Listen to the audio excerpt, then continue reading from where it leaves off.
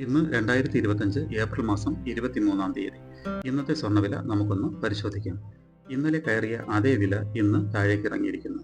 ഇന്ന് ഗ്രാമിന് 275 രൂപയും പവന് 2200 രൂപയുടെയും കുറവാണ് രേഖപ്പെടുത്തിയിട്ടുള്ളത്.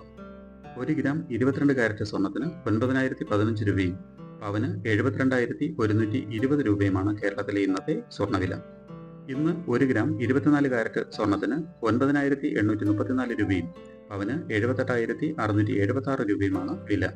1 ഗ്രാം 18 കാരറ്റ് സ്വർണത്തിന് 7375 രൂപയും പവന് 59,007 രൂപയുമാണ് വില.